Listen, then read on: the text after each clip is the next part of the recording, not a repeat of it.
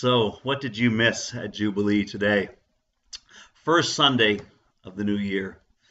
We read from Matthew's Gospel and heard the story of the Magi following the star and bringing their gifts. We celebrated Epiphany a little early, but it seemed the right day.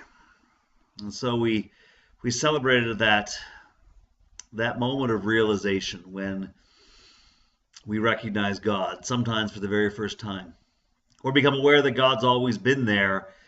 We just were missing it. That's an epiphany for us as Christians. So as we heard the story of the Magi, we focused, perhaps unintentionally, but on the very last line, that having been warned of Herod in a dream, they returned to their country by another way. And I speculated that, warned about Herod or not, they would have gone home a different way.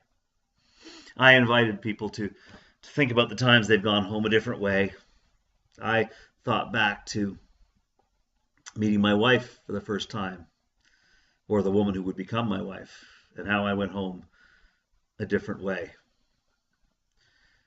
I talked about my children and moments when I've become aware of my impact on them or their impact on me, and how it just seems to make you go home a different way.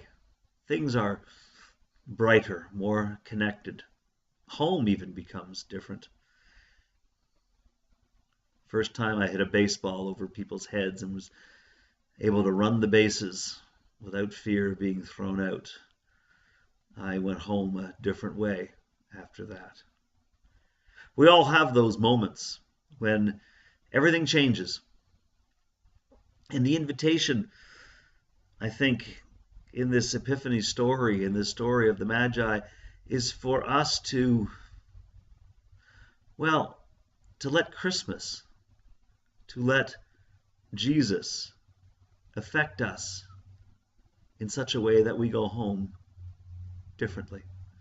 Home seems different, the root seems different, we seem different. The invitation is to let God in to our hearts. In the same way that we have let loved ones into our hearts and children into our hearts and events that help to shape and form us into our hearts. The invitation is to let Christmas into our hearts the same way. So that no matter what route we take, we all go home a different way because of Christmas, because of church. And then it didn't seem wonderful at the time, but a wonderful thing happened.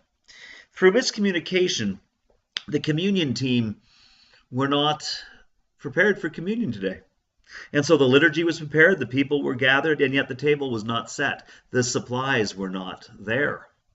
We didn't have the grape juice. We didn't have the bread. And so 15 minutes before the service, I said to our team, well, maybe we'll just do communion next week, and we'll just carry on. And Janine, an eager member of our team, said, no, we should try. I have Christmas cake.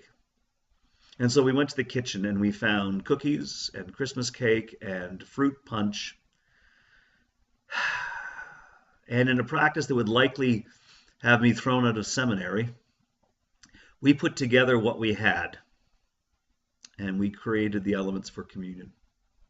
We invited people to come to the table, not the way they were instructed in the bulletin, because we didn't have enough stations to do that. We invited people to find their way up. And there was much crisscross and back and forth. No pushing and shoving. There were limited resources. We had chocolate chip cookies, we had Christmas cake, all to step in and represent the body of Christ. We had fruit punch in a big goblet. We had it in small, tiny glasses, but we only had 60 small, tiny glasses.